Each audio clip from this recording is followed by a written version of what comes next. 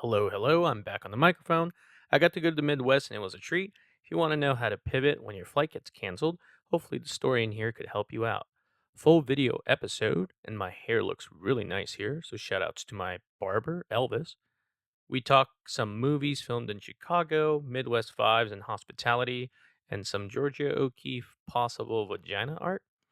If you can please follow and hit that pesky ring icon, we would greatly appreciate it. I have many friends who send me endless memes and doesn't listen to this podcast. So thank you, listener, for being here. And with that being said, enjoy the episode. Welcome to Waste Your Time Wisely podcast. Hello, and welcome back to Waste Your Time Wisely podcast. We are Waste Your Time, and we started this podcast to waste our time wisely. So, whatever brought you here, please consider utilizing this time to do something productive, whether you're driving, doing some laundry, dishes, stretching, walking your dog, and whatever else is out there. And if you can, please click on follow and on the bell icon. If you can click on the three dots and rate our show, that would be great. And if you want to be a rock star, share this with your friends. Without further ado, Tay. Um, yeah, I can't.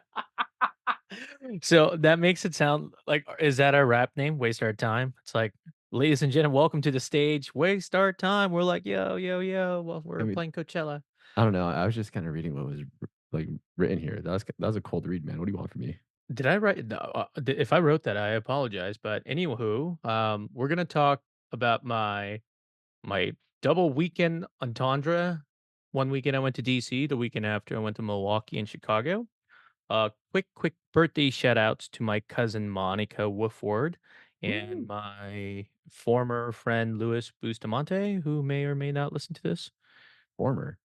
Well, we're friends, but I mean, I haven't seen him. He's like a digital friend now. He's like an AI at this point. And then Ooh. we always miss. He has long hair now. I don't know if you know this. Oh, Busta, Yeah, I've never seen you with long hair. So rock it it's out, like a man. it's like a mullet. And then I asked him, you know, I shoot bow and arrow, so I said, "Hey, is it okay if I put your face up as a target and shoot it as like a comedy skit?"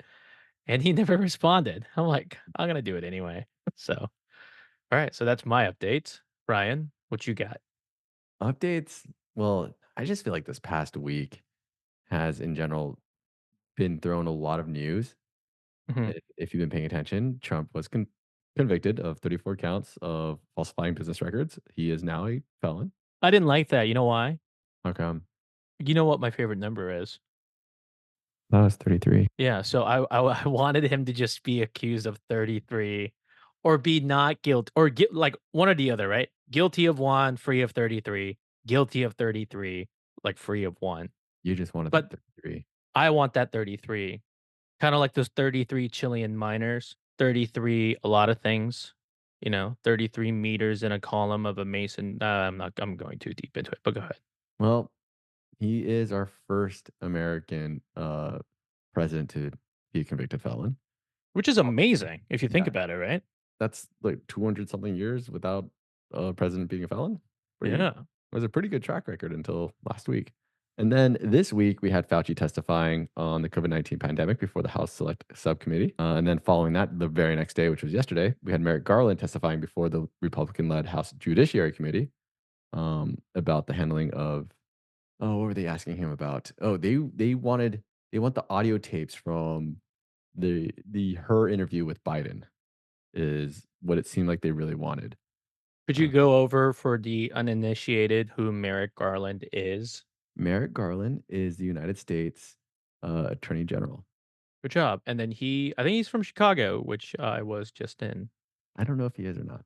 So He is I'll from take your word for it. Chicago. He's from that Barack Obama crew from like Chicago. Nice. Good for him. Yeah. Doing big things. And what He else? grew up in the he grew up in the North Chicago border suburb of Lincolnwood. Very fancy. I don't know what to think. I think of a lot of like wooden trees or trees are wood of like pine trees or something. I have no idea. Milwaukee. Continue.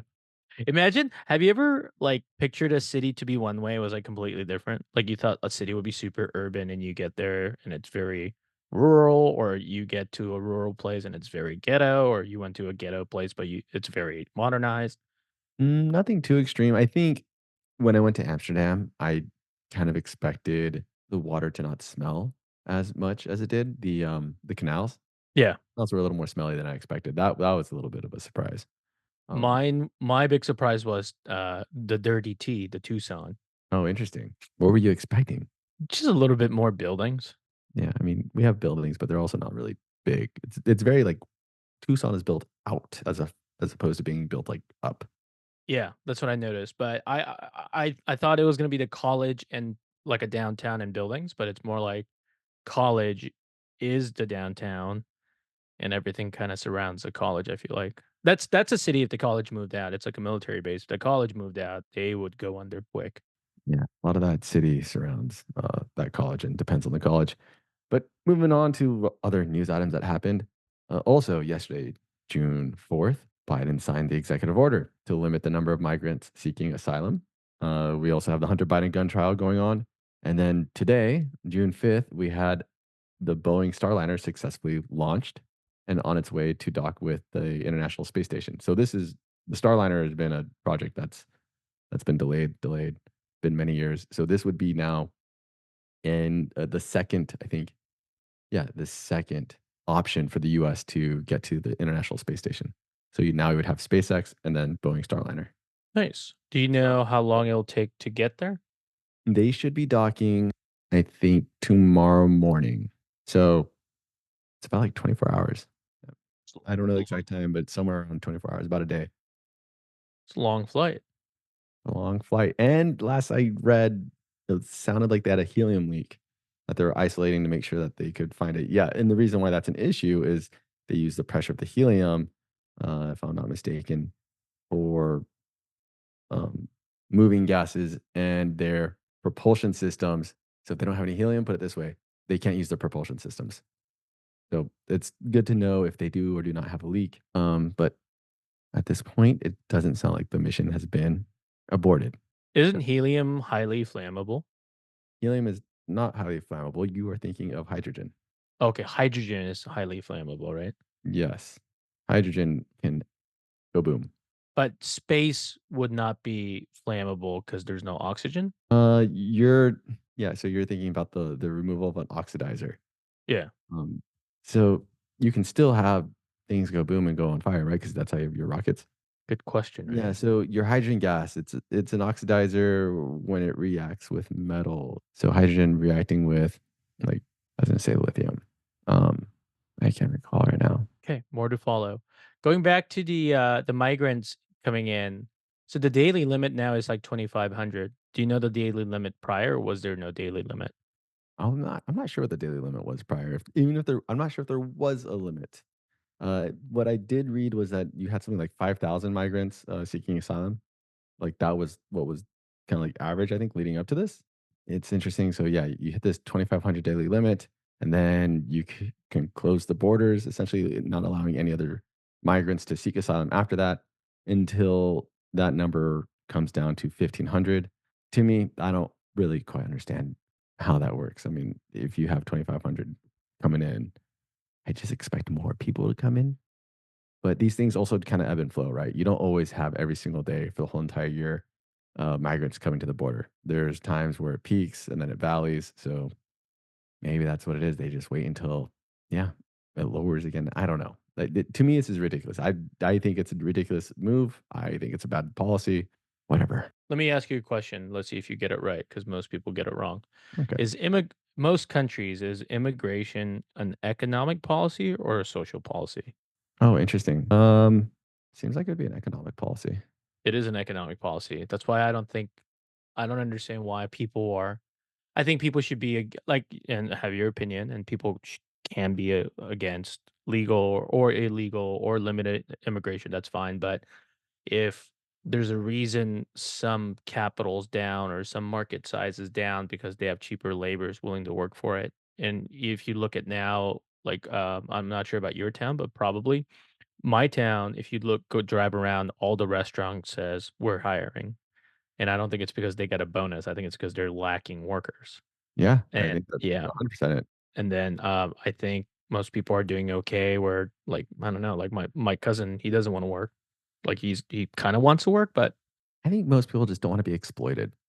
I think we're getting to the point where like we're feeling like the amount of effort I put in is not really getting me to where I think it should be.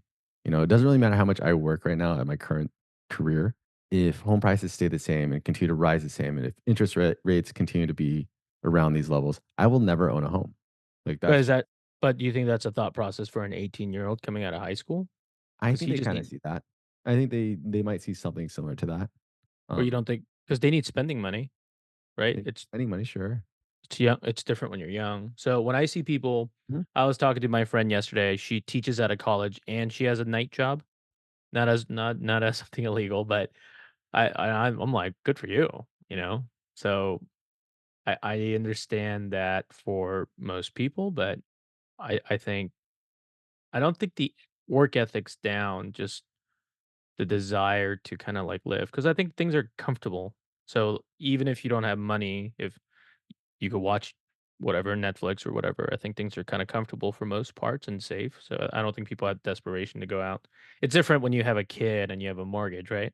Yeah, and I don't Yeah. know, the opportunity just to level up, right? Move, yeah, I think the opportunity to, yeah, what's a better way to put it? To climb the social ladder, I suppose.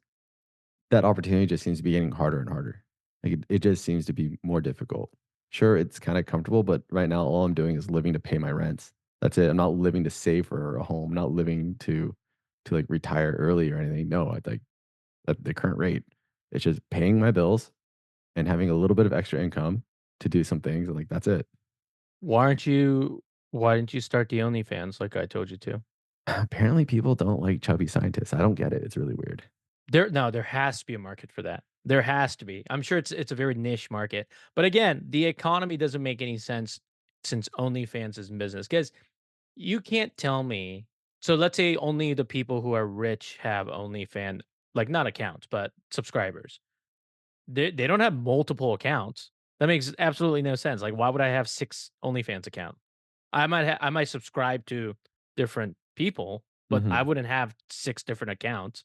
No. So, there's multiple users of OnlyFans, and they're paying monthly. So, if each user had an average of 5 subscriptions, obviously that's 5 more subscription that they could spend on, I don't know, movies, food. I'm not saying donations and stuff, but it makes no sense because it's a super miscellaneous spending, right? I guess you could call it mental health help? You mean it makes that person happy, I suppose. I don't think so, but yeah, at the momentary time. So, like, I never understood that economics. It's not that I don't understand that people are paying for porn. That's not what I'm saying. It's just if that many people are paying for OnlyFans, because I'm sure they have over 50 million users. So if that's a thing, how do they like? Where do they get the money? Like, it can't be all rich people. Why would rich people just they're just like, oh, I guess I just want to blow money for these girls who are just No, willingly taking off their clothes. and I But don't think with that, all people oh, and that is a perfect transition to our next ad raid. oh, boy. Hey, do you love McMuffin? I love McMuffin. Are you looking for a unique way to celebrate your furry friend McMuffin? Sure, what you got? Well, you should check out Tiffany D. Naka's digital watercolor pet portraits. Each one of her portraits is crafted with care to perfectly capture the spirit and personality of your beloved pet. At tiffanydnaka.com, Tiffany offers a modern twist on traditional pet portraits.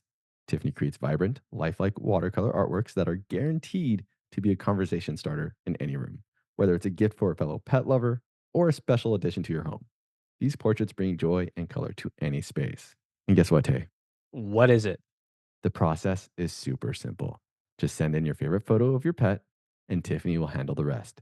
You'll receive a digital portrait that looks just like a hand painted watercolor. Plus, when you support Tiffany, you're supporting an artist who puts her heart into her work. Each portrait is more than just a picture, it's a personal creation that stands out as truly one of a kind. Ready to see your pet in a whole new light?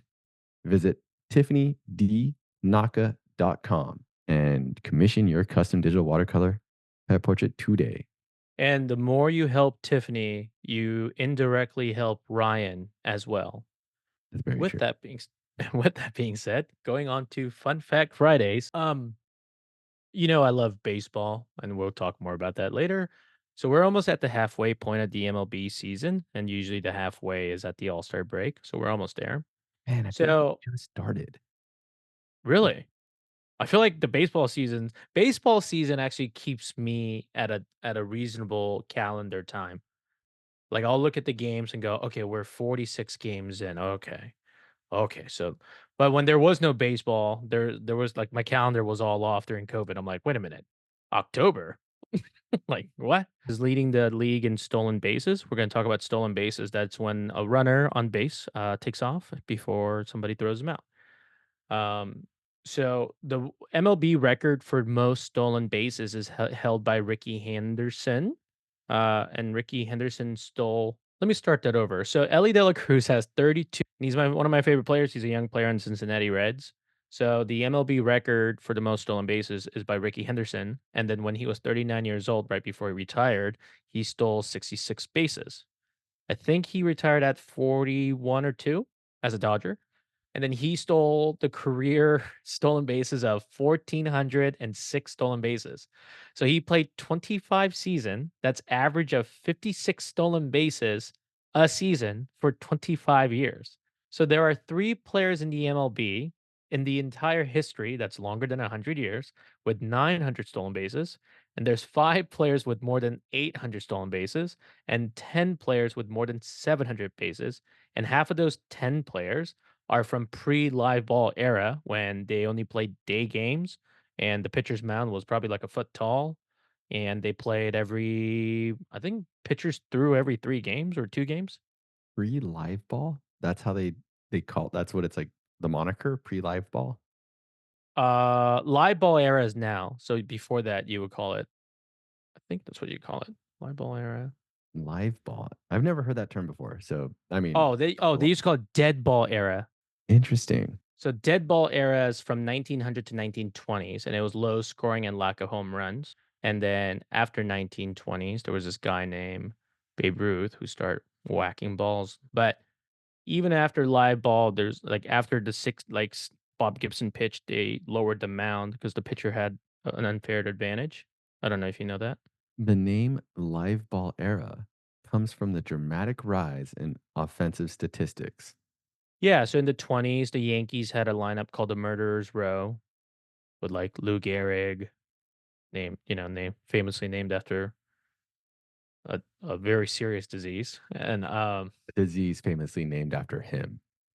thank you for the correction, and, he had that disease and he was retiring, and he said, "I'm the luckiest guy alive." That's what he said, and I'm like, "That's wholesome," Nice. 'cause it's not a good disease to have. I know very little about it, to be honest. It's not like herpes. And then Babe Ruth hit, what is it, 714 home runs, right? So, he was knocking them babies out, and then they didn't have night games back then because they didn't have lights, so he was just. What's funny? Babe Ruth was, I think, 6'2", like 215, Okay. A decent size. and David Ortiz is like 6'4", 265. Yeah, much larger. It's a lot much larger man. So Uh, if you took David Ortiz back in time and racism wasn't a thing and he was allowed to play for, like, the Red Sox back then, Dude, he'd he would have been. crush. Oh, they probably wouldn't bitch to him. Like, if Barry Bonds went back in time and racism wasn't a problem, Just walk every single time. they wouldn't even walk in. They'd just be like, "No, we'll pay you to just not play, please. Just please don't come back." So that's stolen bases. Ryan, what is your favorite part about baseball? My favorite part about baseball. And then anything like games or family, friends, hot dogs, stolen bases, double play, triple play, weird balk rules. I never quite understood the balk rules. It's something about once you start forward motion, you can't stop forward motion, but you can step off and then throw the ball. I never really looked too much into it, but I know that there balks have happened and they do happen. That's not my Yeah, favorite part about it. Kenley Jensen did a purpose balk once because there was a Oh, runner on. Yeah, so there was a runner on second, and he was probably trying to steal signs from the catcher, right? mm, So he tells his infielder, "I'm gonna balk," and then he taps his foot, and he's like, "Just go, just get out of here. Like, I don't want to see this." So, and then I think he only needed 1 or 2 outs. So what is your favorite part of baseball? my favorite part of baseball? Like chicks dig the long ball. What is it? I mean, who doesn't dig a long drive, like driven hit? That's People awesome. who don't watch baseball. But for me, I think my favorite part about baseball is when the game is over and I get to go home. Like as a player or as a fan? Oh, as a fan. Oh, okay. So that's a little different. I think my favorite part about baseball is the intricacy, like depending on the count and how many outs, like where you throw. Oh, trying to determine what the next pitch is going to be, or Yeah, determine but what like plays are going to go after it's not hit. even yeah, not even just as a fan, just kind of like let's say it's one, like 2-1, runner on first, it's one out. It's Hmm. like okay, and then he's pretty fast. I'm like, I can't throw a breaking ball right now. That that guy might go. I need to throw low or like those intricacy. Not this super data of like the data set, like this guy hits 40% this way, 20% that way on a, that's all great too. Sabermetrics is great, but I like, all right, it's full count. That guy's probably throwing the heat, like that type of stuff. Like bases are loaded. He needs an out. Let's go. He's I down will by say, one. Runner on before, second. Yeah. yeah, before every pitch, I will definitely make my own internal guess. All right, what's coming next? That is Yeah. fun. Yeah. Yeah. That is Yeah. definitely Um. right a lot of the time by any means. But if I just say fastball, maybe I'll get a 25% chance of getting it right. Oh yeah. When I go to batting cage now, I have a hard time even like catching up to 80. Like get along 90. Like because it's So closer. So I got to 90, time it. 90's I fast. no, it's fast. I don't even see it coming, That is so fast. and then I'm afraid to bunt because I feel like I'm gonna jam my finger. Great defensive plays are, I think, sometimes undervalued. Everyone loves a home run, but to watch a player run full speed across the field and make a leaping or diving catch, pretty cool. Like a Like, web jam. oh yeah, I Yeah. went to Seattle maybe 6 years ago to go watch the Mariners play. Well, not to go watch the Mariners play, but while I was there, we decided to go to a Mariners game, and the Angels were in town, and so we were watching the Mariners play the Angels. Uh, Mike Trout was in the outfield, and there was a bomb hit center field. Mike Trout's running backwards, makes this amazing leap. I don't know how many feet off the air he jumped, but the dude has a vertical, reaches out, grabs the ball. Wonderful catch, just a beautiful play. The stadium claps. Like the Seattle fans are cheering. Like that was, yeah, that was a good catch. That was really nice. And I was just like, this is amazing. Like that was a Like great catch. we just got robbed for a home run, but that was a great thing. Yeah. Yeah, that was literally the sentiment of the whole entire stadium. Just like everyone's like, yep, yep. Give credit where credit is due. That was great. That's an interesting baseball thing, right? So if I pitch for the Dodgers and I went to the Giants, who are like our adversary, but let's say I had a no hitter going in the eighth, they want to see that no hitter, like unless it's a playoff game. They're like, you know what? We could take a loss. That guy's gonna hit it. That guy's gonna throw a no hitter. There's not a lot of those, and it's not Yeah. too many of those. And if I had a perfect going into the eighth, everyone's gonna be like, "Well, can't leave now. I need to witness history." Not a lot of those. Cards who want to ruin it, you're just an a hole. That's a that and it's a very superstitious sport. When like nobody talks to the pitcher if he has a no hitter going to the eighth or the ninth.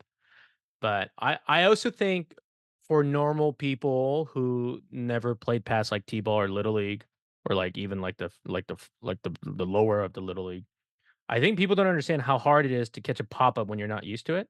Oh man, I don't know if I would be as confident anymore. You could probably catch it if you had some practice, but I think Yeah, most people aren't used there's to a catching a difference. ball with a glove. There's a difference between a pop up when I was 14 years old and a pop up hitting from like David Ortiz. Like sometimes when you see the ball being popped up by those guys, that ball is traveling high. And like you But said, you're also very well compensated for an average income. I suppose so. Yeah, so think of that catch as $100,000 catch. Just that's how I see it. What I'm getting at is just like the height of the ball to judge it when it's coming down is probably a little bit higher. Maybe it's a little more difficult than what I can recall from when I did play baseball. You know what's one thing I always kept in my mind in baseball, which was I'm limited to my speed, I'm limited to my hitting abilities, right? Because hitting is super hard, but and throwing too. But Oh, man. glove Glove is that's just skill and experience and practice. Being able to glove something and catch it? Yeah, and catch it because that's not based like, it is based on talent, but it's not based on ability, right? Like, that's you should I should be able to catch grounders fairly well, like, let's say I fuck up the throw or my arm's just noodled and, like, I can't make that backstop, like, the little hop throw from shortstop. I'll eat it up, it's fine. Or I can't throw from the warning track, it's fine. I know my limits, but I can't drop pop-ups. I mean, It's there's still like hand-eye coordination for this. yeah, so I'm joining a softball league, or I got asked to join a softball league, and I've been crushing it. So this week I have an assignment due, so I'm not going, but I'm like, "Wait a minute, do you guys play?" They're like, "Oh, we never played before." I'm like, "Okay, I'll figure it out." Like, they never played as a team before or, like, No, some they played as a team before, but never played organized softball or baseball prior. It's like a work league. you should do well in that team. I do. I do very well. I feel like I do everything. But I feel like there's gonna be some surprisingly athletic people on that team too. They all run pretty well, Yeah. I would say. I don't think any of them are slow. They kinda have problem fielding, and they have problems hitting. Building is hard. Hitting is hard. And then it's funny because I feel like some of them don't know where to throw to in certain situations, so they're like someone's like, "Second, second, second." So, along with guessing what the pitcher's gonna pitch next, as a fun game while watching baseball, another guessing game I like to play is typically I'll pick the third baseman, maybe the shortstop, and wondering, okay, if they get the ball, what's their move? What are they doing? If it's a pop up, like what are they doing? If they get the grounder, where are they throwing? And But hopefully the play goes to them and I get to see it in action if I was right or but not. isn't that based on where the ball is? Or where the runners are? Yeah, exactly. So I mean, sometimes maybe I'm wrong. I don't know. But But why would you be wrong? If there's, like, runner on second and first and a third baseman catch it, wouldn't they try to get maybe they do something completely different.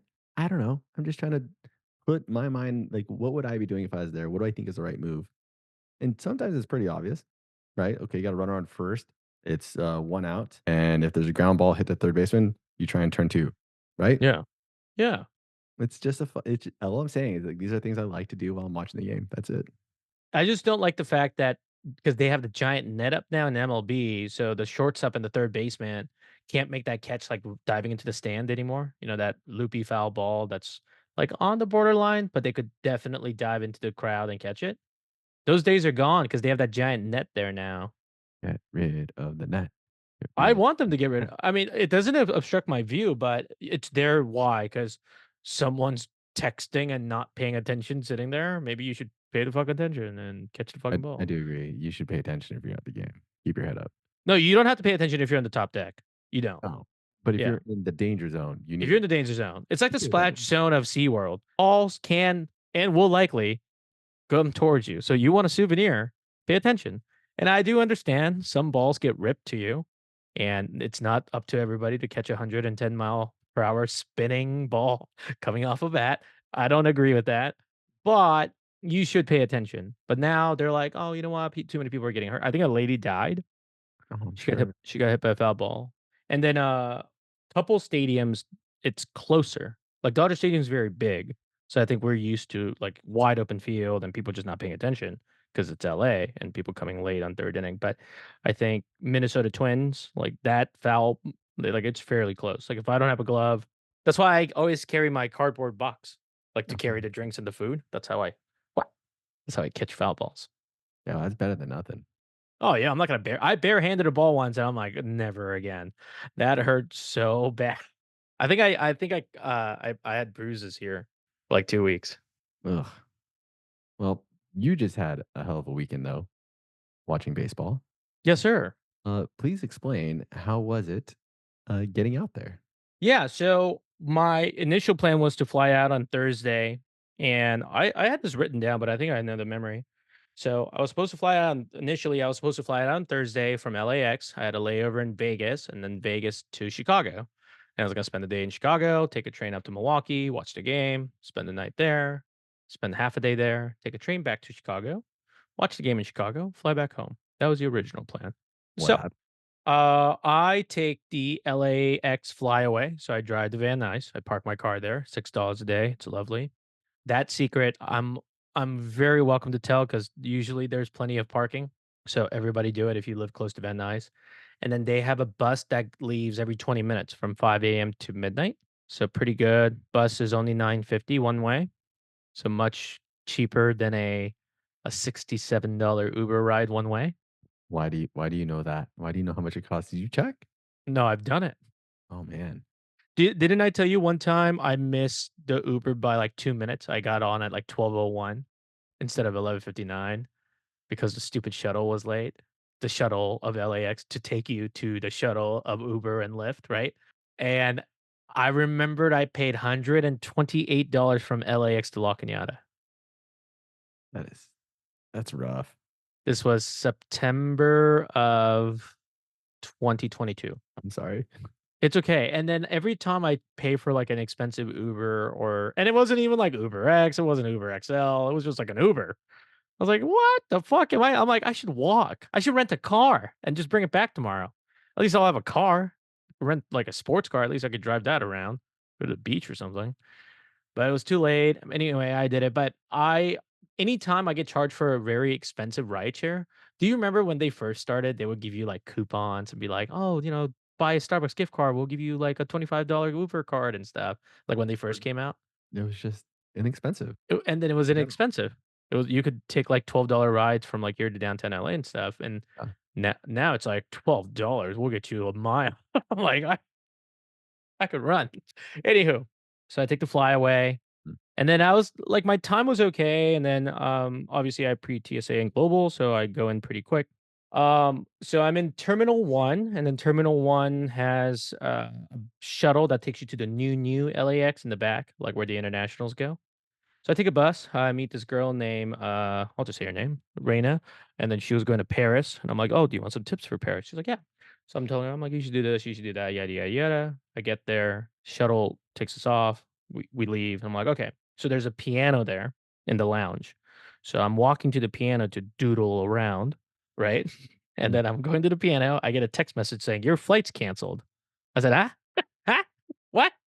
What did you say?" Just Dunzo. Yeah, and then I knew there were flights delayed, so going there on the bus, on the flyaway, it said my flight was gonna be 37 minutes delayed, and I'm like, "Well, that gives me a little bit more time to get ready and just hang out." So, went there, went to the Lego store. I usually try to buy a little totem for me, but I'm like, I'm not feeling any of this." And then oh, no, that's not true. I bought a Yoda flashlight. I lied, I did buy something. And then, went to my flight, and it got canceled. I'm like, "Oh." So I shuttle back, and then as I'm shuttling back, there's 2 guys that I met, like, that are on my flight. So they're like, "Oh, we gotta get to Vegas." I'm like, "Well, I'm trying to go to Chicago and Milwaukee." So none of the flights are really matching. And then I'm like, "Okay, maybe I could just get to Vegas on another flight because 'cause I'll get a refund. And if I get to Vegas before my layover flight to Chicago, like, everything's fine, right?" Mhm. So there was a Southwest flight that was also delayed because there was a huge storm in Texas and the Midwest that canceled or delayed. I think like 1,200 flights got affected that Okay. day. So I'm looking at the Southwest flight. I'm like, what time does it land? They're like, it lands at midnight. My layover flight's at 12:20. I'm like, I only have one bag, but it's a little close call. So I'm like, okay, I can't take that one. So I'm like looking at options. I see there's some options tomorrow. I'm like, okay, fuck, none of this is gonna work, or it's gonna delay me another day. Like I'm gonna get there Saturday morning. Yeah, this is Friday, correct? This is Thursday night Oh, there's I'm sorry. or Thursday evening. And then I'm like, okay, I need to find like a red eye. Okay, there's no red eye. Okay, I need to find like a super early flight Friday morning. There's none or none that's like feasible price wise. They're like 580 one way. Ooh, deep. Uh it is steep. And then not first class. And I did some searching trying to get my voucher back while I was waiting. I'm standing in line. I'm seeing like if I could exchange my this flight for 2 other flights that's gonna get me not to Chicago, but to Milwaukee. So I found a flight that's LAX to Denver in the morning, and I'll be in Denver for 3 hours, and then I'll go to from Denver to, Milwaukee straight. I would have been late to the game, but not too late. So that worked out okay. So I'm like, could I switch to this? And they're like, yeah, that should be fine. While I'm waiting in line, this a young East Asian woman like shows me her phone and it's translated. It says, "Hey, I do not speak English, but is this the line for the refund?" And I look up on her phone and it says Korean. And I'm like, "I speak Korean. Do you Nice. want me to translate for you?" And she's like, "Yeah."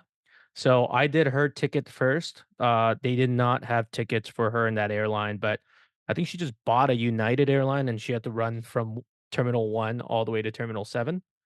And we taught her, like, you just cut through the parking lot and you're at 7. You don't have to do the circle. So she went. I think she made it okay. Then I got my flight. So I took then I'm like, okay, now I guess I'm like, should I go to David Thomas's house in Manhattan Beach and just hang out there? But Uber's like $40 just to go 3 miles. I'm like, fuck that. So I'm like, okay, I'm just gonna take the flyaway back to my car. I'll go back home. I'll sleep for 5 hours and I'll come back in the morning at Mhm. LAX. And then I go to the flyaway and I told them, I'm like, hey, my flight got canceled. And she's like, just get in the bus. You don't have to pay. So she gave me a free ride. Nice. I get back and I get super hungry. So I get it in and out. And Mhm. yeah, I eat in and out. I go to sleep from maybe like 1 a.m. to 5 a.m.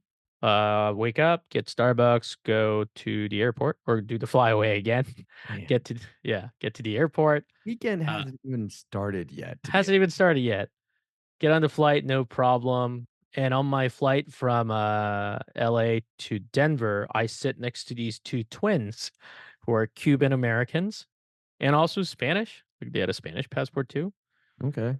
So talk to them for a while. I'm shy, but I have to, open up my shells here and there. So Male, male, male, female, female is like what? female, female. Okay. Yeah. I don't think I would have brought up male, I don't know. male twins. I could have, but Twins so are talk. cool. Yeah, twins are cool. Hung out with them, and then when we got off, I hung out like until they went on their layaway.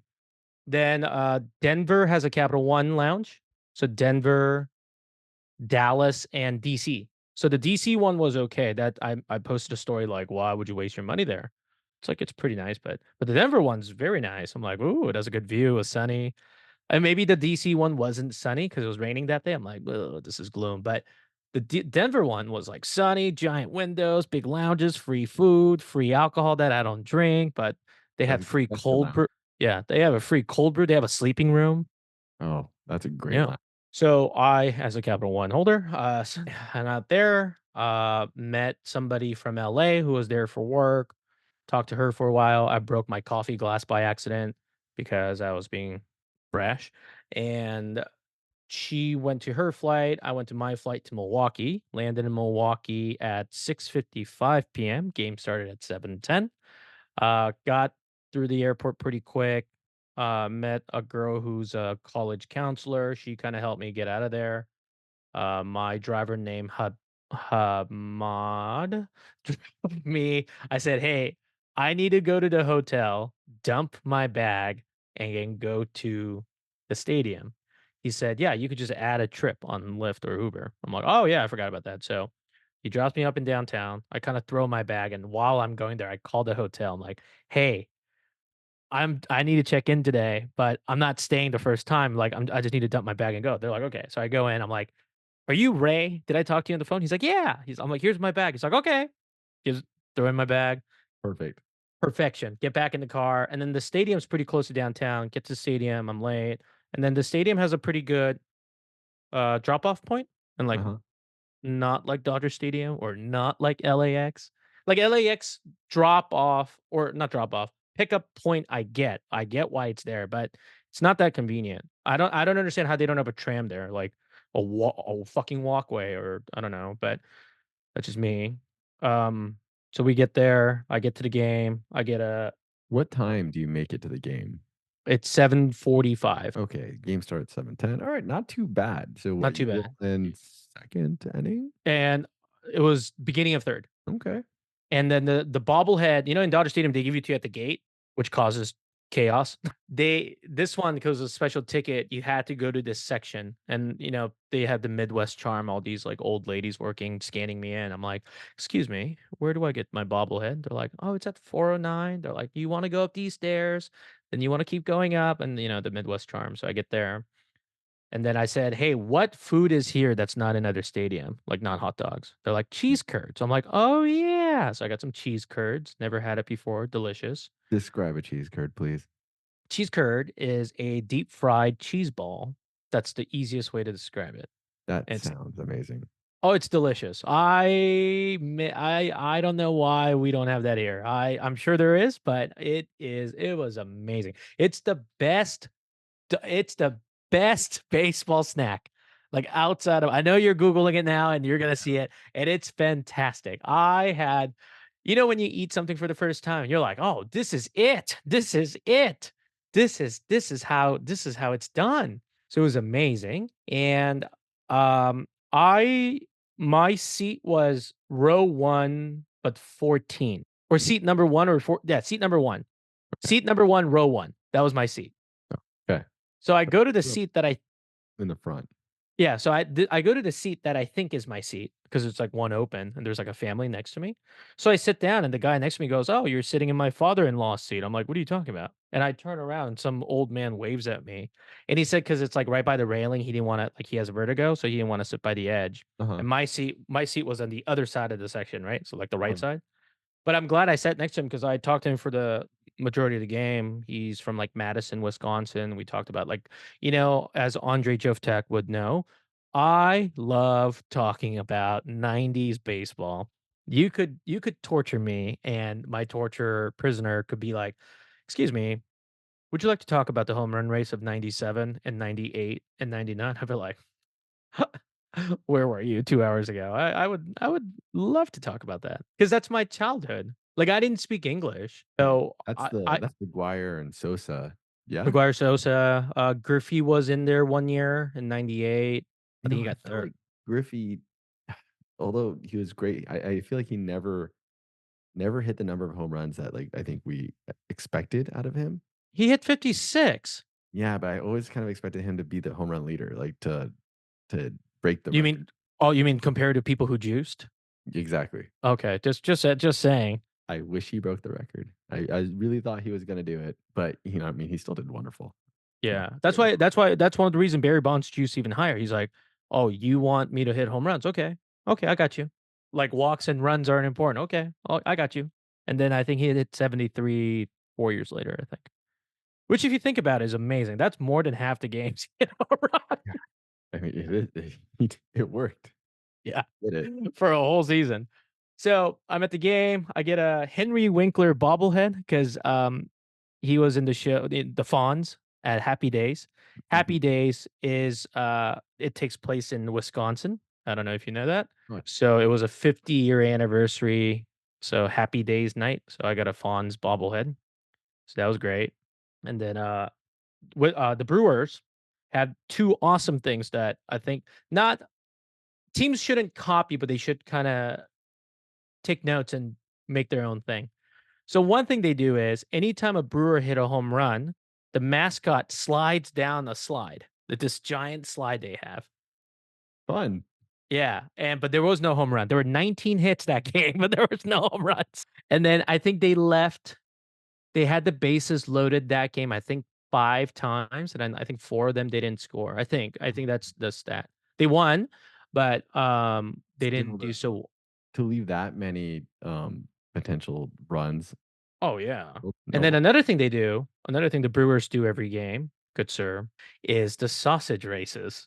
Oh, this sounds great. Tell me more. Oh, that was the most entertaining thing I've ever seen in my life, in a baseball game. So I, as you know, been to many, many baseball games, and I've seen a bunch of things. I've seen a walk-off home run by Cody Bellinger, by Justin Turner, Nomar Garcia Parra. I've been to a game that went to the 16th inning for absolutely no reason. And I think we lost. Did we win? I think we lost. I seen Eric Gagne break his record. I seen Chan Ho Park give up 2 grand slams in 1 inning. I've seen it all, baby, right? But I've never seen people dressed up like giant sausages run from the third base coach line to the first base coach line. A little farther, maybe 150 meters, maybe 200 meters. And these guys were booking it.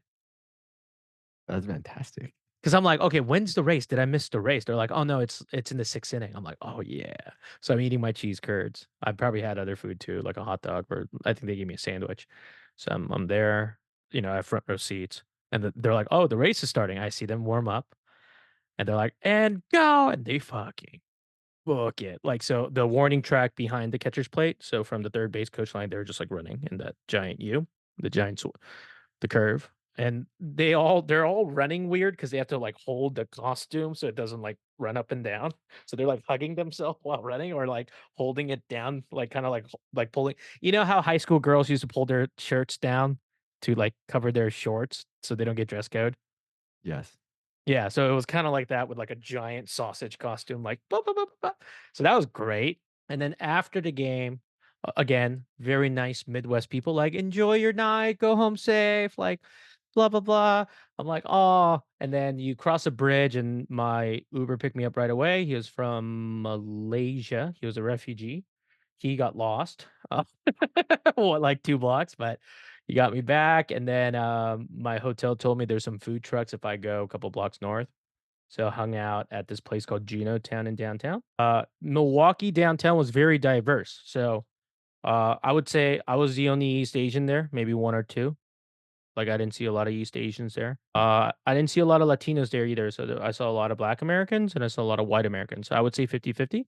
And there was a lot of police presence just kinda hanging out, make sure, like, nothing kinda act a fool, and then I didn't feel too dangerous. Like, I don't like, the most dangerous thing I saw were bugs, like summer river bugs flying around like like bugs get attracted to lights. Yeah.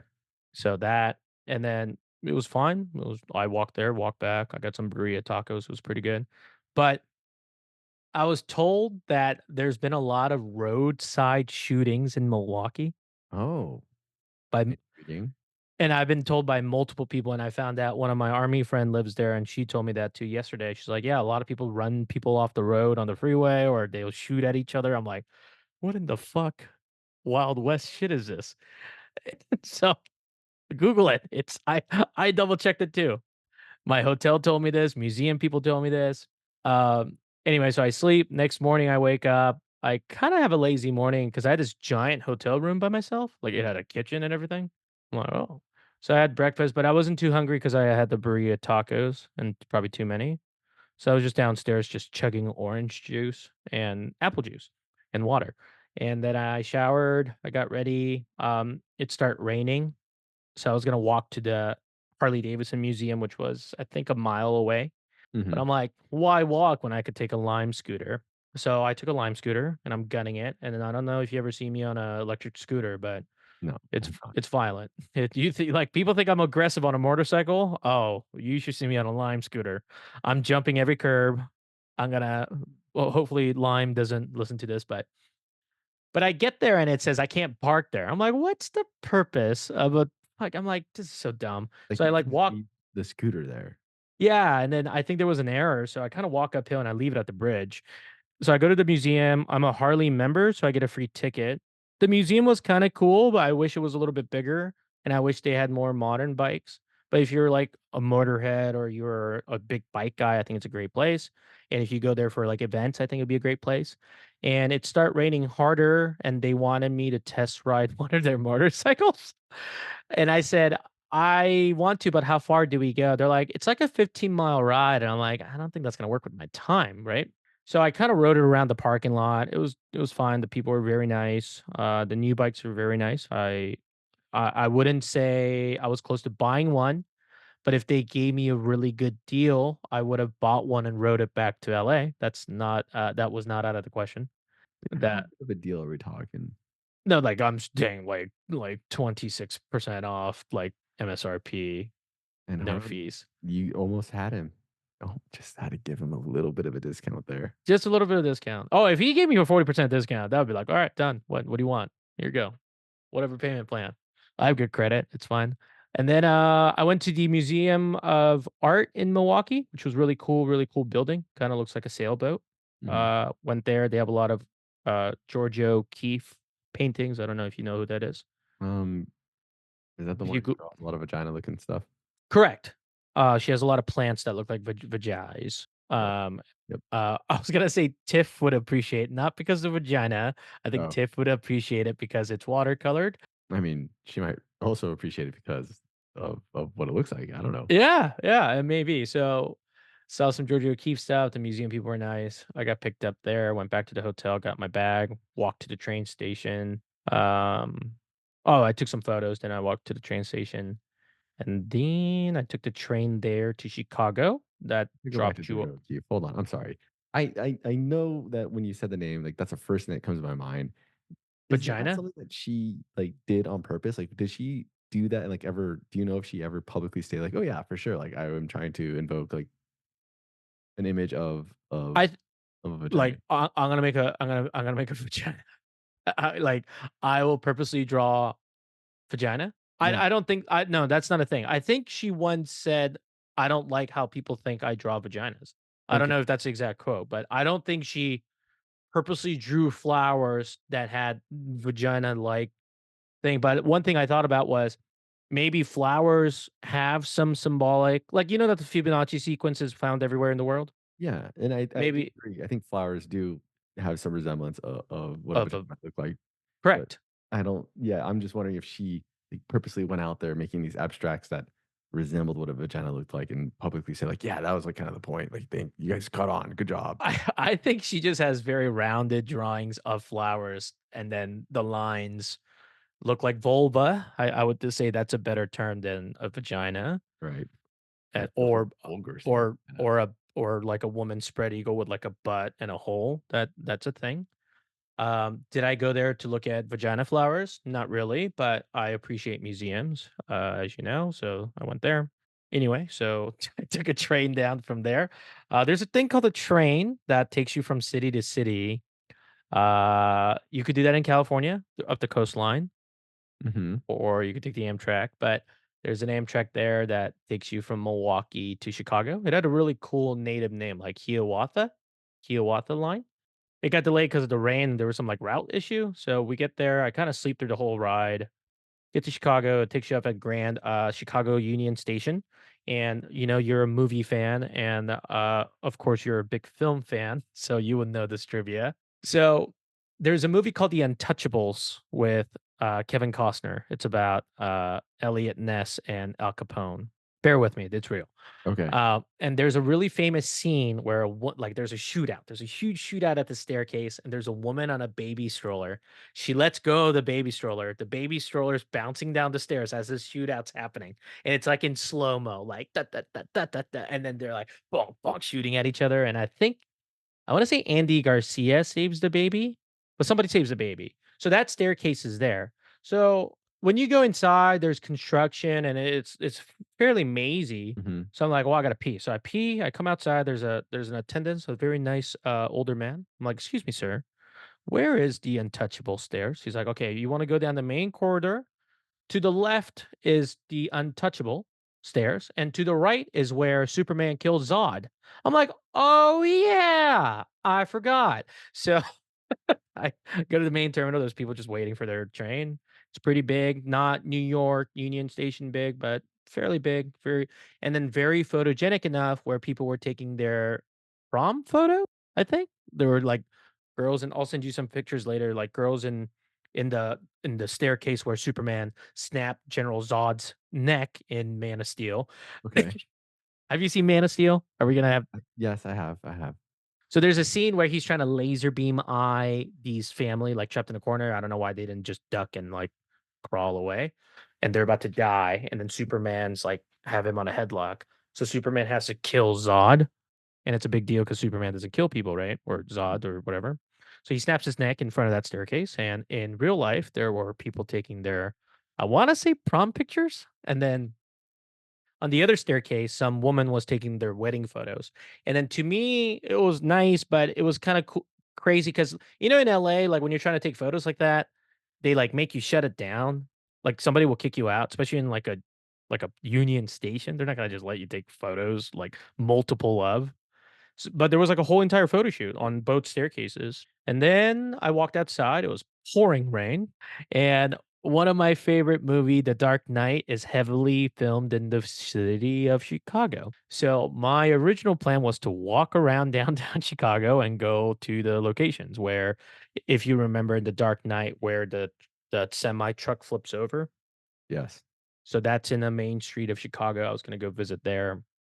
And I'm like, I don't know if I could run around in the rain because it wasn't me, but I had it in my backpack, and I didn't want my backpack to get wet and soaked, and I have to carry that around. Mhm. So I'm walking around and I see they have water taxis in the river. I'm like, oh, there's a water taxi here. That's going to get me to my architecture boat tour. And before I went to Chicago, I asked all my Chicagoan friends, some people you may know, like Ryan Rue, who was amazingly in North Milwaukee golfing that weekend. If you need real So, estate, yeah, so I couldn't see Chicago him. area. Oh yeah, so here's some plug for Chicago area people. If you want real estate or interested, reach out to Ryan Rue. That's R as in Romeo, U as in uniform, E as in echo. Ryan Rue in Chicago. Very nice guy, beautiful head.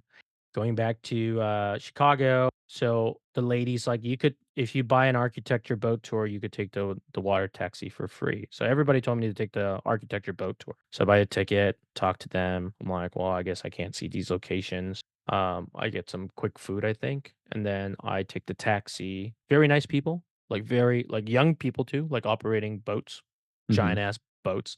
So I ferry over to the tour. I get on the tour. They're like, "Hey, if you go over there now, you could go on the 3:45 one instead of the 4 o'clock one." So I get on the tour, and then it's not pouring rain anymore, but it's raining fairly hard. But I didn't wanna go in the first floor of the deck where I'm covered, but I have to, like, peek out of the window to see all the buildings. I'm like, "Fuck that. I've been in worse rain before." So I just hid my backpack, and I was the only person in the open. Everybody else was, like, underneath an awning, like, trying to peek out or downstairs. I'm like, "Just rain." Like, it's fine.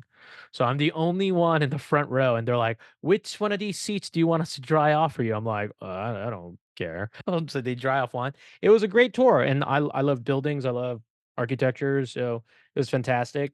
After that, I asked the crew, "All right, who here is a Cubs fan?" And, like, half of them raise their hand. I go, "Do you think the game's gonna get rained out?" And they're like, "We'll see." I'm like, "Ugh, I hate that answer." So I get a text message saying the game it will get delayed and might get canceled. So I'm like, well, if it gets delayed, I don't have to go up there. Let me just stay in Chicago and pig out, right? Just eat Mhm. like 3 deep dish pizza and call it a day. I mean, it sounds like And great for me. yeah, it was a great day. And then I even thought about staying an extra night, like canceling my flight or changing it. But the bean was under con or, like, things around the bean in Bryant Park was under the construction, the big cloud, the Mhm. big bean in Colorado, so that was, um, that was closed, kind of, you couldn't really take pictures with it. So I'm like, "Okay, I guess I'll go to the game." So I Uber to the game. Well, I find this, like, building lobby that I could just hide out in and dry in, call an Uber from there. He was from Morocco. We had nice talks about Morocco and Arabic and dropped me off at, uh, Wrigley, and traffic was pretty bad. I'm like, "Oh, you could just let me off here." So I'm on foot now, I'm walking in. Now I have a bag, and then the MLB has a pretty strict rule about bringing bags in. It has to be clear. Yeah, is your bag clear? No, it's not. It's a full-on, like, little mini suitcase backpack, right? So I know a couple times what I do is I go to a hotel, I'm like, "Can I leave it here?" And they're usually good about it. But the hotel's kinda, like, on the other side I'm walking. So I go to a fire station. I'm like, they'll either tell me where to go or they're gonna hold the backpack, right? So I go to a fire station, just like Chicago fire, Pete fireman comes out. Like, "Can I ask you a question?" I'm like, "Hey, I have a backpack. I'm here from LA." He's like, "If you go down the street, you'll see one of these signs and you could leave it at this guy's house. He, like, holds backpack for you for, like, 10 bucks." I'm like, "Oh, perfect." So I walk down probably like 100 feet, Yeah. leave it at this guy. He's By the way, from what a great side gig. Being I live close enough to a stadium. I know people come with their bags, and the stadium has clear bags. I'll just hold on to your bag for 10 bucks. I do nothing. I just sit here while you go to the game. 10 Yeah, bucks. so he actually has a what was it called? Don't tell me he has a website. No, there's a whole thing. It was on Clifton Avenue. It's called Store It, I think. S I'll find it for you. Give me Like, Stash It. does it is his business for more than just leaving bags for the stadium, or is it, like, Y specifically for bags? Uh uh uh, Leaving bags there because they can't go into the stadium. it's bags, and then they give you portable chargers. I think you could rent those out, I think. A really nice guy. He spoke Spanish, so I spoke to him Spanish. I Mhm. think he was from I want to say Argentina. So talked to him for a while. Well, not even actually. I just talked to him in Spanish, and I gave him the bag, and I went to the game, and the game's delayed because of rain. I go to get food, and sorry, I go into the gate, and there's a girl in the front. She's very nice to me. Like, that borderline, like, is she flirting with me? Is she just being a really nice customer service just to scan my ticket? Mhm. Right. But she was very, very, very chatty and flirty. And then I'm like, "Oh, am I getting a bobblehead?" She's like, "Oh, we ran out." I'm like, "Nah," because most stadiums only give out like 10,000. So I go to my seat. I'm covered. So I'm not getting like everybody's kind of sitting up, but like I'm not my seat is covered from the rain. And I could kind of, how they put the cover on the mound? Like Yeah. the dirt, they put the cover on the baseball field. So I'm looking at the cover, and I don't see that water like lessening. It's just getting more sore. Like, I don't see that water, like, not getting deeper or wider. And they had another baseball game playing on the Jumbotron. They had the Phillies playing the Cardinals, and Cardinals being the Cubs, like, rival. So every time the Phillies scored, uh, people would cheer. And so it was like I went to Wrigley Field to watch the Phillies play the Cardinals on a giant TV. And I got some food there, which was pretty good. The Italian sausage was much better than the Italian beef, in my opinion. And when I went there, I'm like, "Oh, like, what food do you guys have here that you don't have in other stadium?" And then the lady goes, I don't know how she knew I was from LA because I didn't say that. She's like, "We don't have any Dodger dogs here." I'm like, "Okay, thank you.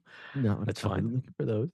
Yeah, and I didn't have an LA hat. I didn't have an LA shirt, so I don't know how she knew that. And then the guy who was working was somebody who would fit really well in U of A. I would say that. His name was Grayson. He was a nice dude. He's like, "Oh yeah, dude, you should get this. You want pepper on it? All right, cool, bro. Like, here you go. You want a beer?" I'm like, "Oh, I don't drink." Go to my seat. I talked to this guy who's a government contractor who's sitting next to me.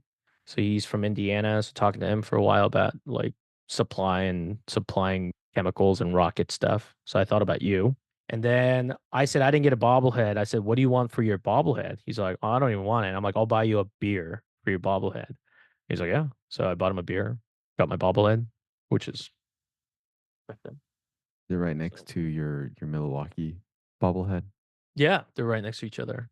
And you could sell those for like $60 a pop. What? Yeah, some of them you could sell for like my Vin Scully bobblehead, I think I could sell for like 180. Well, I mean, it's Vince Scully like that. I mean, yeah, Yeah. but there's a bunch. And I think the Otani one of them was on sale for like 3,000. This is insane. 3,000 is kind of insane. I think 70's fair for most, 50's pretty good for some. 100's doable, but and then before I went to Europe, I sold my majority of my bobblehead. That's how I made like a really good cash killing. Mhm. That and Dogecoin. So that was my big like, whoa, it's worth more than I thought. So I watched the game. Oh, so I'm trying to watch the game. So the game doesn't start. And I know I'm about to miss my flight if I stay too long. So my hard out was 8:50 PM. And I'm about to walk out. I'm like, all right, now it was nice talking to you. I had a couple hot dogs, right? I had a Diet Coke, or I had whatchamacallit, Coke Zero. And they're like, "Oh, you should go get, like, first time here certificate," which I did, but I don't know what I did with it. I might have, like, thrown it through my laundry actually, which would be kind of sad, but hopefully not, because I can't find it. I have a picture with it, so it that's So what good. happened? I guess it was in my pocket. I never took it out, but I'm really good about like emptying out my pockets before I do laundry. But I guess when I got back, I was just in a hurry to just throw everything in. But I don't know. I'll look for it. Um, so I got my bag, walked to a bus station, took a bus to the blue line, took the blue line because there's this thing outside of LA, Ryan, called the Metro. There are these train looking things, like, like, is it is it Bob the Builder? Who's the train guy? Who's a train? Who's a little train? No, it's, Thomas the Train. Thomas the Train. Like Thomas the Train, but you pay very like low dollars, like $4, $6, and you tap it with your card or your phone. This little turnstile opens, you go up an escalator, and this thing comes like a car. The door opens, you go in it. I don't know if LA people are kind of familiar with that idea. So went in that, and then I went to the airport. Airport was kind of crazy, and I'm like, is my flight canceled again? Because there's all these flights being canceled. So I go in, I'm like, "I don't think it's canceled. I haven't got anything. I haven't got any warning." So I'm waiting at the airport, and I hear I think every American airline flight from O'Hare got canceled that night. Whoa.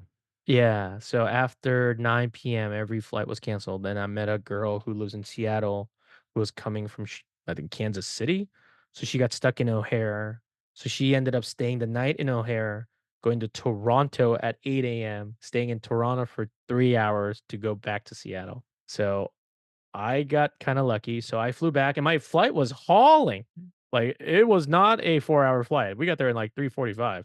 I was like, "Damn, plane?" Was like the earth spinning fast or something. So we get to LAX, it's 1:20. I get in the, LAX flyaway again, and I get back to Van Nuys pretty quick. Mhm. Then I talked to this woman who got back from Dallas. I forgot what she did for work, but her husband was a composer. So I talked to her, got dropped off. I did not get in and out. I don't even think I got food. I came home and I'd start doing laundry and just unpacking. So I didn't go to sleep till like 4. I woke up at 8. So now this is Sunday and start just doing work and whatever I do on Sundays. So that was my weekend of this weekend. We could really go over the DC weekend, which was no flight problem, but we could talk about the DC travel too. Do you have any questions? Dude, when you got home, how long did you sleep for? 4 hours. That was it? Yeah. That's a wild weekend. That's just 3:34 AM, because I listen to the news before I go to bed because 'cause I'm weird, Mm. which is probably why I have nightmares, actually, I come to think about it. Maybe I Yeah, should start stop listening doing to, that. like, Stop yeah, listening to the news. but it helps me go to sleep. I go, "Alexa, play," whatever, and then she plays, damn it, Alexa, stop. She plays, I think, NPR, Fox News, and BBC, which is the 3 most consen consensus news together. I'm That's never good. confused. That's good. Yes, I like to hear from both sides of the aisle and Yes. all spectrum, even across the pond. So I listen to that. I usually go to sleep. If I can't go to sleep after those 3, I listen to, like, 2 songs. I know the 2 songs I listen to, and I go to sleep.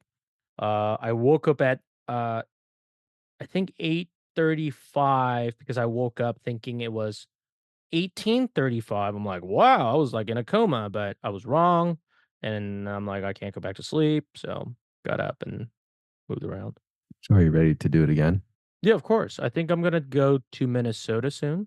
I'm trying to go to DR. I'm trying to go to Dominican Republic because I have a friend there. I have a friend there with a who was a guest on this show, and he's like, "Yeah, we have a recording studio here. You should come and play guitar." I'm like, "Do you need a guitarist or do you like am I like a hired gun or you actually want me to come like sing and play or I don't know what it is, but I'm gonna go hang out with him. Never been there, so that'd be cool. And then on the way, I'm either gonna stop in Miami on the way there because that's the flight connection, or stop in Houston and go there and come back through Miami. So I might do that. And then I want to go to Minnesota because I want to go to Joe Mauer's ceremony on August 3rd, Saturday, because I love Joe Mauer. I don't know who that is.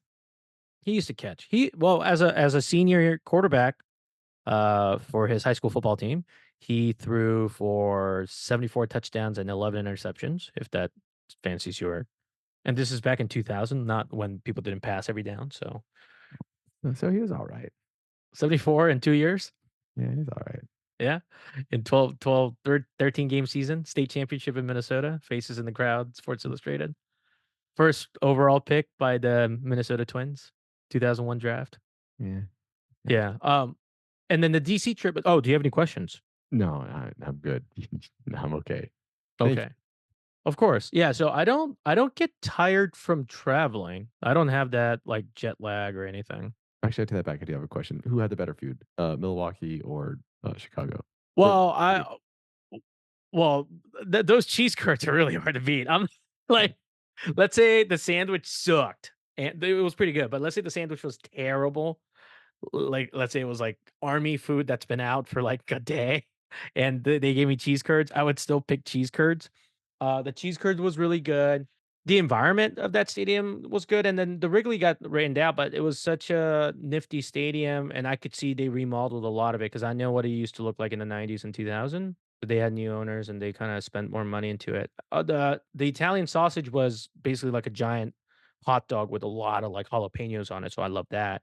The Italian beef was okay.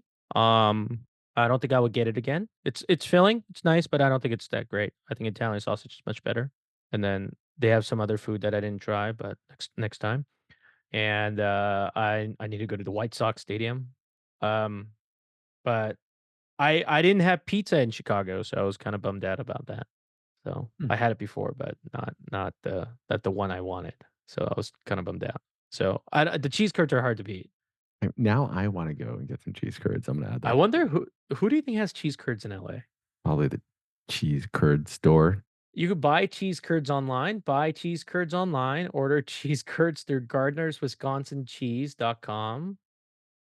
Um, Where can there's I a place. find good fried cheese curds? Reddit thread, Los Angeles. Oh, I see it too. I hate Yeah, Reddit, top but comment, let's read it together. Wisconsin. Fair enough. Oh, Alright, Wisconsin. oh, it was so good though. I'm not a big cheese person. I like cheese, but I don't like obsess over cheese. But oh, those cheese curds. I, you could tell me those are like dead McMuffins. I'll be like, well, they're still good. I you know, but the DC thing, we'll do that really quick. I went there for Memorial Day weekend or Memorial Day service, I guess.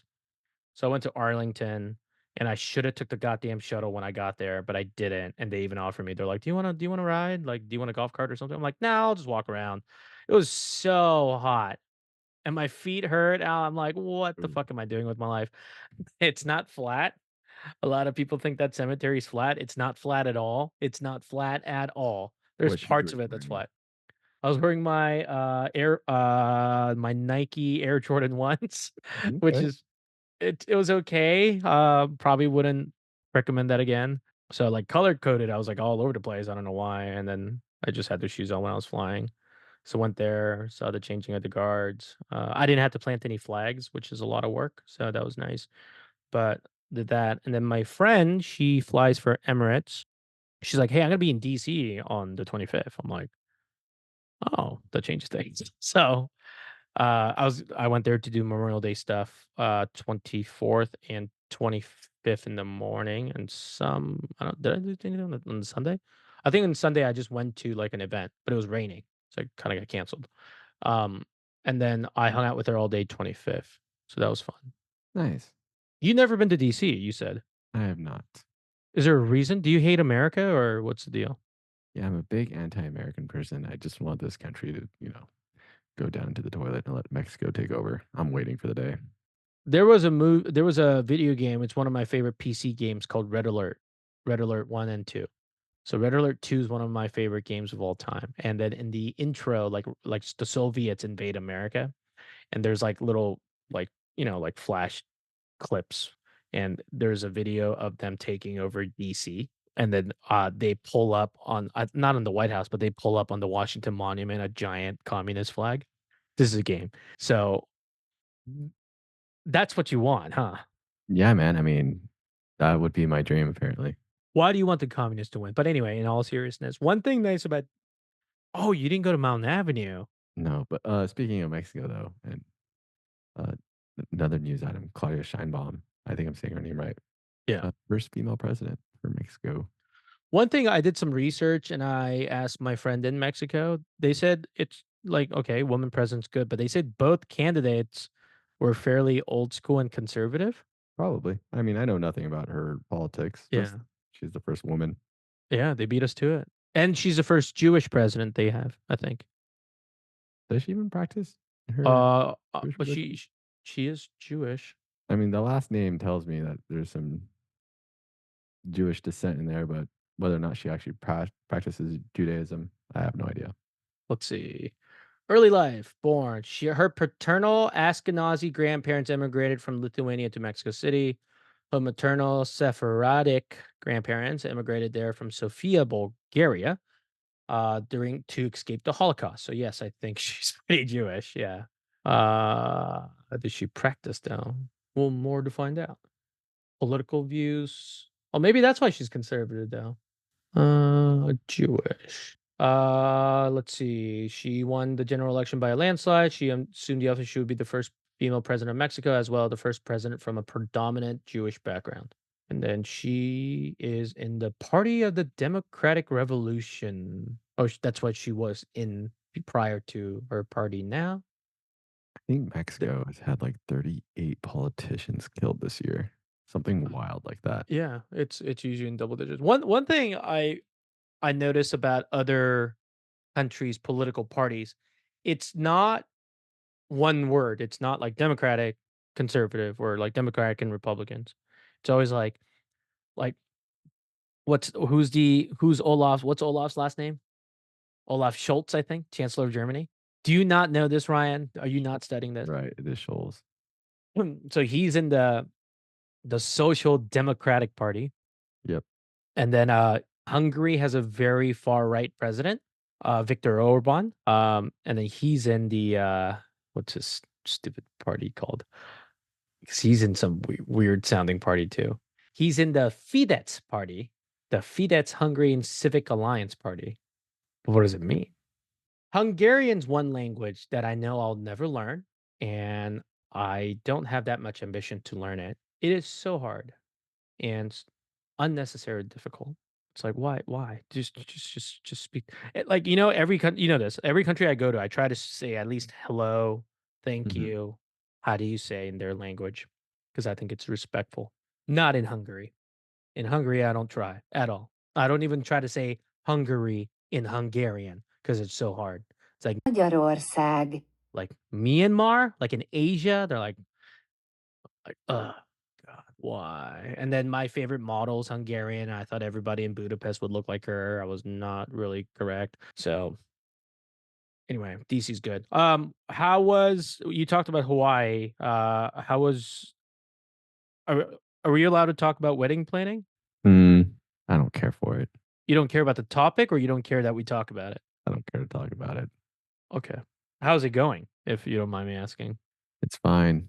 I need to sit down and take a look at the guest list and see whose contact information I'm missing so I can add it to the Zola website that's helping us, you know, do the RSVPs and things like that. That send my email to spam, by the way. I think it did it to a few people, and then Tiffany, like, misspelled people's names, so people would go in there and put in their name, like, "I'm not on the list," and it's like, "Oh, that's because your name is spelled wrong, sorry." I mean, it got to my name, but it just went to a different inbox. Like, one of our friends whose last name Yeah. sounds like your first name, Tiffany spelled Oh, his last name like your first name. why did you shouldn't you have an Excel spreadsheet that has your party? Yeah, I don't know why I don't know how she got there. I don't know, man. I gave her I gave her a list. There's 2 things I like to confess. There's 2 things I like to confess here, and it's not a complaint. It might sound like a complaint, but it's not a complaint, so please don't take it the wrong way. What a prologue, which is not the complaint at all, which is you guys are getting married on my parents' anniversary, which is kind of ironic because it's every year I have to ask my mom, like, you want something? Because she's Well, divorced. keep in mind, we're already married. This is just a party. So when will you celebrate your anniversary? The party or the wedding I'm gonna date? celebrate it on what the paperwork says, which is April 19th. Tiffany's gonna celebrate it on when we went to Hawaii and we were sweating our balls off reading vows to each other, which is May 17th. So, which means I also have to celebrate it on May 17th. Yeah, so April 19th is kind of just that's just legality, I feel like. Hey man, that's that's what the document says. The facts don't lie. We were married April 19th. I'm a firm believer, sir, of separating church and state, including wedding licenses. So just saying, I'm a big. I hate when people just try to creep one into the other, right? Like, oh, God said this about the law. You just told me to my face that you told me. I didn't say that. I'm an immigrant. We're not that religious in my country. We're not. We don't have God written. We have God in our anthem, but that's because the fucking Christians took over after the 50s. But and we have like zealots and we have cults because we're crazy. Koreans. Anyway, going can I have so this is the complaint and or commentary. Okay. One is, once upon a time when I was a young man, I Mhm. was in the army. And then, I went to a couple weddings there, but it's usually small because they don't want to invite the whole unit. You only invite your friends. So it's like 7 guys on one side and 4 girls on the other, or like maybe 20-20. That's like the max. Usually they don't have it's like the wedding ceremony and a court, and you just have like a small party on both sides. So I've been to a bunch of those. And then when I gotten out of the army, I hopped on this thing called the wedding train and it didn't end. And I went to 22 weddings in 3 years. It's a lot of weddings. It is a lot of weddings, and 4 of them were back to back to back to back ones. How many of those were you in the wedding party? Oh, not too many, maybe 6, 5, 5. I mean, still to go to all 22 weddings though within 3 years, that's still a lot. Oh, wedding parties work. I notice there's a lot of standing around where you don't get paid, like you spend money to be there. I'm like, "Why did I rent this suit? I could have just bought it." Like, why did I this think it's is worse for the women though. oh, 20, but they enjoy it. I hope so, but I don't think they all enjoy it every single time. For example, if you sent me a card saying, "Would you like to be a groomsman?" I would not post that on Instagram. Fuck no. There's no way. I would text you and be like, "Sure, bro. Got you. Give me deets." I appreciate that. Right? But like, I mean, there's nothing wrong with that. I think everyone should support each other how women support each other on Instagram. I think it's great. I think it's very lovely. But they make like a thing about it. They're like, "Oh man, oh like Tiffany, oh man, I would love to be a bride." Why do you have to tell everybody else in the world that you're the bridesmaid? They're gonna see fucking pictures. Why? Why is that a public announcement? She's not Taylor Swift. Sorry, Tiff, but you're not Taylor Swift. Like if Taylor Swift asked me to be her bridesmaid, I'd be her bridesmaid. I'll be like, I'll be a doorman at her wedding or a valet. I'd do it. I'm a good driver, but especially if she's marrying Travis Kelce, I'm going to that wedding. I would love to go to that wedding. Anything as a server, as like as a coat check, as like the coat check. I just hold coats. I'd do it. But anyway, the complaint is the wedding train has stopped for a while, and then Mhm. now it's starting back up. And ironically, when I got an invite to your wedding, the day after, I get a letter saying, "Hello, where is it?